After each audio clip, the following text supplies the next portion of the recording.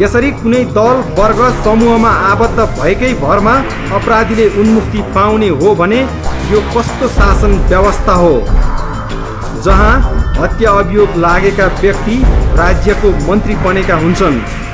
अनि यो कस्तो न्याय हो जहाँ पैसाले न्याय किन्न खोजिन्छ भन्ने प्रश्न जनताले गरिरहेका छन्। एकैछिन काशीनाथ तिवारीका दाजु प्रयाग तिवारीलाई सुन्नुहोस्।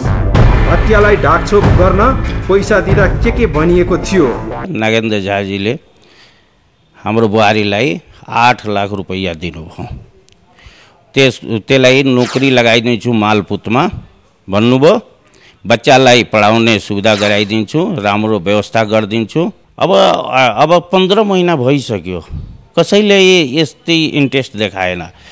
एक बैग अचानकमा यस्तो आइरहेछ भने कसैले 5 पैसा दिँदैन। एकचोटि मलाई 5000 कसैले दिन्छ भने शङ्काको कुरो हुन्छ। त्यही शङ्का लाग्यो। त्यही अब पैसाको आउँदाखेरि त त्यही लाग्यो जे अब यो पैसाको लोभ देखाएर, पदको लोभ देखाएर यो भाइको एउटा हत्या जुन छ, आज यो विश्वले, पुरै देशले थाहा छ जे एउटा हिन्दू जुवा सङ्घका अध्यक्ष मारेको। आज त यदि पैसाको लोभमा जान्छु भने त त्यो त मेरो भाइको अस्तित्वै खत्तम भयो। त्यो पैसाको लोभमा म छैन। मलाई न्याय चाहियो। न्यायको लागि लडिरहेछु। अहिले पनि त्यहाँको प्रशासनले सहयोग गरेको छ। जब प्रशासनले त्यो एकदम क्लियर बताइरहेछ, यो त प्रशासनको काम हो छानबिन गर्ने को हत्यारा हो। कि प्रभु शाहले यो 8 लाख कहाँबाट ल्याए? के मानिसको मूल्य 8 लाख नै हो त? यसरी हत्या अभियोग लागेका प्रभुहरूलाई राज्यले नै संरक्षण गर्दै जाने हो भने लोकतान्त्रिक शासनको वकालत गर्नेहरूले अब जङ्गली शासनतन्त्र भने भइहाल्यो नि भन्ने चर्चा जनमानसमा चलेको छ। सरकार, माओवादी महाधिवक्ता लगायतको निर्देशनमा वीरगञ्ज स्थित सरकारी वकिलको कार्यालयले प्रभु शाहमाथि मुद्दा दायर नगरेर दण्डहीनतालाई प्रशय दिएको छ। त्यसपछि मानव अधिकार कर्मी, न्यायकर्मी, आम न्यायप्रेमी जनता अचम्ममा परे कि अब नेपालमा हुँदा खाने र हुने खानेलाई कानुनले भिन्नै आँखाले हेर्दो रहेछ भनेर। काशीनाथ तिवारी हत्याको अभियोगबाट बच्न मन्त्री प्रभु शाहले आफ्नो सचिव नागेन्द्र झा मार्फत घुस दिएको 8 लाख रुपैयाँले त यो घटनालाई पुष्टि नै गरिदिए जत्तिकै भयो उनको संलग्नताबारे। त्यसपछि मानव अधिकार कर्मी पनि यस घटनाको सत्य तथ्य के हो पत्ता लगाई छाड्ने भनी तातिएका छन्। एकैछिन राष्ट्रिय मानव अधिकार आयोगका सदस्य गौरी प्रधानलाई सुन्नुहोस्। यो घटनालाई लिएर अब हामीले नजिकबाट अध्ययन गरिराखेका छौँ हैन, र यस विषय सम्बन्धी आयोगले आफ्नै ढङ्गले घटनाक्रमहरूको अनुगमन गर्नेछ। मुख्य यो एउटा फौजदारी अपराधसँग गाँसिएको केस भएको हुँदाखेरि नेपाल प्रहरी र सम्बन्धित निकायहरूले त्यसमा के कस्तो खालको अनुसन्धान गरेको छ र अनुसन्धानको प्रक्रिया अनुसार अगाडि बढिसके पछाडि यसलाई मुद्दा नचलाउने भन्ने कुरा निर्णय गरेको भन्ने कुरा छापामा अगाडि आएको छ।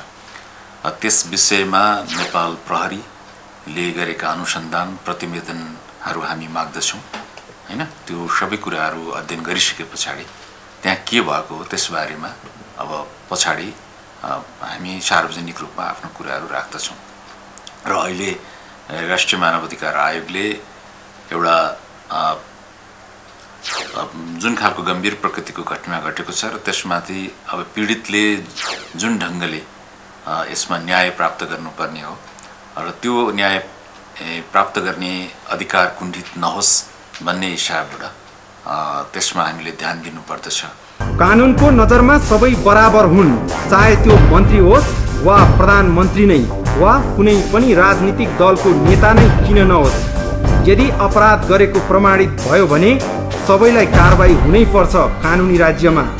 काशीनाथको हत्यामा मन्त्री प्रभु शाहको संलग्नता र त्यसपछि घटनालाई दबाउन दिएको 8 लाख रुपैयाँ र उनलाई मुद्दा दायर नगरिएको विषयमा राष्ट्रिय मानव अधिकार आयोगले गम्भीर रूपमा अध्ययन गरेर आफ्नो प्रतिवेदन सार्वजनिक गर्ने आयोगका सदस्य गौरी प्रधानले बताउनुभयो। नेपालमा लगातार यो दण्डविहीनताको घटनाहरू बढिराखेको छ र कुनै पनि व्यक्ति शक्ति या एउटा सरकारको निकायमा भएको आधारमा उसले सजिलोसँग उन्मुक्ति पाउने हुँदैन। कानुनको नजरमा सबै नागरिकहरू बराबर हुन् र तर घटनाक्रमहरूले समय समयमा यस्ता विषयवस्तुहरूमा हस्तक्षेप भएको पनि देखिन्छ। तर यसबारेमा के भएको हो त्यो चाहिँ राष्ट्रिय मानव अधिकार आयोगको अध्ययन अनुसन्धान पश्चात र नेपाल प्रहरीले गरेको अनुसन्धान प्रतिवेदन अध्ययन पश्चात मात्र त्यसको खास निष्कर्ष हामी पछाडि तपाईहरुको बीचमा आउनेछौँ। हत्या आरोपी मन्त्री प्रभु शाहलाई मुद्दा नचलाउनु भनेको मुलुकमा कानुन निष्क्रिय हुनु हो। अबका दिनमा सरकारी संयन्त्रलाई कुनै पनि अपराधको अपराधीलाई पक्राउ गर्नु र कुनै अभियोग लगाउने नैतिक अधिकार पनि नरहेको यस घटनाले सिकाएको छ। लोकतन्त्रमा अपराधीलाई सजाय नहुनु भनेको कानुनको सिद्धान्त विपरीत भएको र दण्डहीनतालाई प्रशय दिएको नेपाल बार एसोसिएसनका अध्यक्ष प्रेम बहादुर खड्काको भनाइरहेको छ। मन्त्री भएको कारणले उन्मुक्ति दिने अनि सानोलाई चाहिँ सजाय गर्ने भन्ने त कानुनको सिद्धान्तै होइन नि। त्यसले गर्दा यो उन्मुक्ति दिने भन्ने जुन उहाँहरूले चाहिँ गर्नुभयो त्यो नै चाहिँ र यो चाहिँ दण्डहीनतालाई घटाउने होइन बढाउने काम मात्रै भयो र अपराधीलाई सजाय दिने सट्टामा अपराधीलाई चाहिँ उन्मुक्ति दिने भयो। त्यो उन्मुक्ति दिने भनेको समाज चाहिँ डिटोरेट हुने भयो। विडम्बना के छ भने हामी नागरिक समाजका मान्छेहरू नेपाल बारहरू हामीले चाहिँ सधैँभरि कराउँदा छन् कानुनको शासन लागू गर्नुहोस् राम्रोसँग गर्नुहोस् है भनेर हामी भनेछौँ। तपाईको जबरजस्ती त्यो काम गरिराखेको कारणले यसलाई दण्ड बढाएको छ।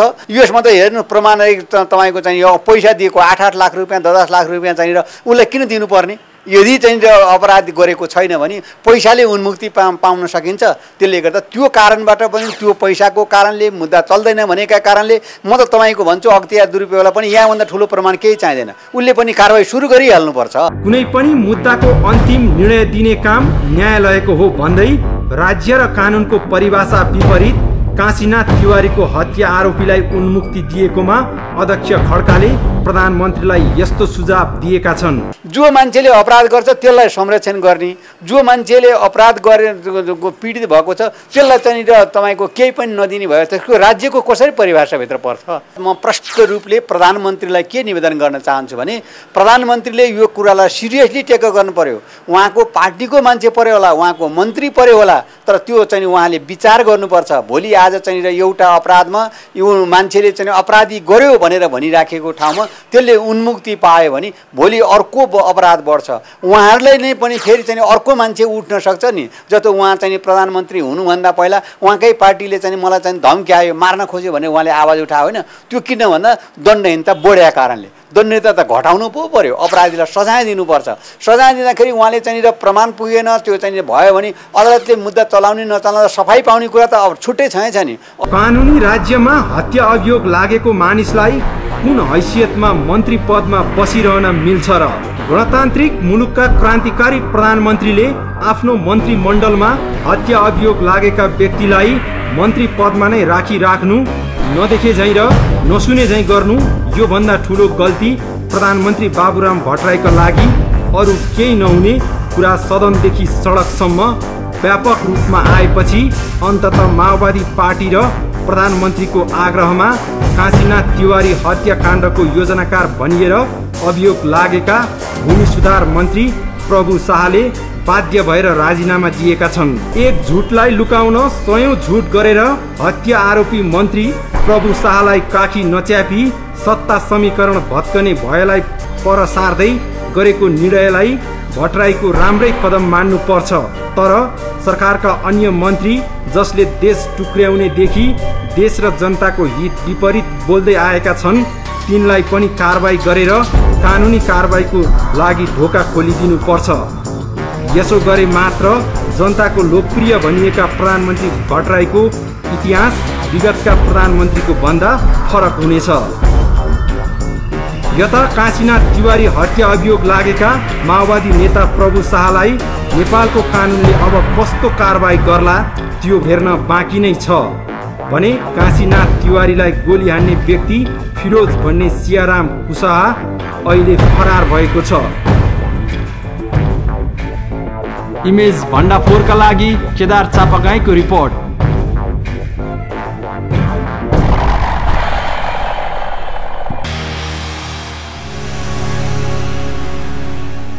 कार्यक्रम भण्डाफोर.com तपाईहरुको आफ्नै कार्यक्रम हो। यो कार्यक्रम तपाईलाई कस्तो लाग्छ हामीलाई प्रतिक्रिया अवश्य पठाउनुहोला।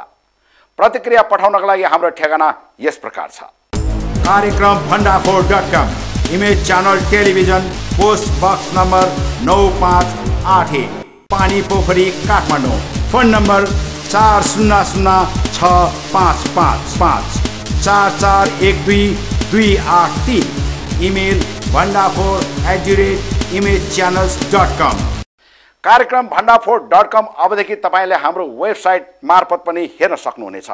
त्यसको लागि तपाईहरुले www.imagechannels.com लगइन गर्नुपर्नेछ। हस्त कार्यक्रम इमेज भण्डाफोर.com आजको लागि यति नै। आगामी अङ्कमा पनि यस्तै आपराधिक गतिविधिसँग सम्बन्धित रिपोर्ट लिएर उपस्थित हुने नै छौं। त्यतिन्जेलका लागि हाम्रा सम्पूर्ण युनिटलाई बिदा दिनुहोस्। नमस्कार।